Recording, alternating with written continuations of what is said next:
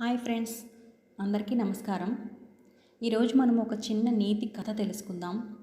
వినాశకాలే విపరీత బుద్ధి. ఓ పెద్దాయన బాల్చీ తన్నేసి పైలోకానికి వెళ్ళాడు.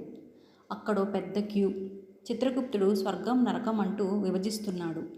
క్యూలో నిలబడ్డ పెద్దాయన నాకు నరకమే ప్రాప్తి అని మనసులో నిర్ధారణ చేసుకున్నాడు. ఎందుకంటే ఆయన జీవితంలో మనస్ఫూర్తిగా ఓ మంచి పని చేయలేదు. చిత్రగుప్తుడు ఆ పెద్దాయన్ని ఏదైనా ఓ పుణ్యం చేశారా అని అడిగాడు. పెద్దాయన తలదించుకున్నాడు. ఆలోచించండి, ఏదో ఒకటి గుర్తొస్తుంది. పెద్దాయన చాలాసేపు బుర్ర బద్దలు కొట్టుకొని ఆలోచించాడు. చిన్న చితక ఏదైనా ఉంటుంది, చెప్పండి అన్నాడు చిత్రగుప్తుడు. అప్పుడు గుర్తొచ్చింది పెద్దాయనికి. కానీ అసంతృప్తిగా ఒకే ఒక్కసారి ఓ భిక్షగాడికి ఓ అరటిపండు ఇచ్చాను, కానీ అది కూడా కుళ్ళిపోయిందనే ఇచ్చాను అన్నాడు. ఆహా, కుళ్ళిపోయినదైతేనేమి, అతడికి ఎందుకు ఇవ్వాలి అంటూ విసిరిపారేయకుండా అతడికి ఇచ్చారు కదా, అదే మహాపుణ్యం. మీరు స్వర్గానికి వెళ్ళొచ్చు అని చెప్పి ఓ పెద్ద సైజు కుళ్ళిన అరటిపండును రప్పించాడు.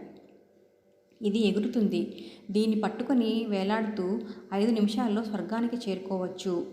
అది విని పెద్దాయన ఆ అరటిపండును పట్టుకు వేలాడాడు. అది ఎగురుతూ స్వర్గం వైపు సాగింది. 4వ నిమిషంలో హఠాత్తుగా పెద్దాయనకి ఎవరో కాలు లాగుతున్నట్లుగా భారంగా అనిపించింది. వంగి చూస్తే వేరొకడు పెద్దాయన కాలు పట్టుకొని వేలాడుతూ కనిపించాడు. అయ్యా, మీ దయ వల్ల స్వర్గానికి వెళదామని వచ్చానండి అన్నాడు అతను. ఇంకో 1/2 నిమిషంలో స్వర్గం రానుంది. ఆలోపే పెద్దాయనకో దురాలోచన వచ్చింది. నేను చేసిన పుణ్యానికి నేను స్వర్గానికి వెళుతున్నాను, మధ్యలో వీడికి అందులో వాటా ఎందుకు ఇవ్వాలి అంటూ కాలు విదిలించాడు. దాంతో కాలు పట్టుకున్న అతను కింద పడిపోవడమే కాకుండా అరటిపండు పెద్దాయన కూడా నరకంలో పడ్డారు.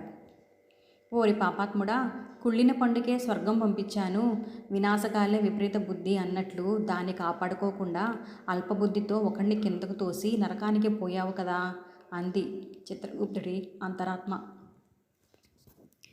ఈ కథ నచ్చితే సబ్స్క్రైబ్ చేయండి. Thank you.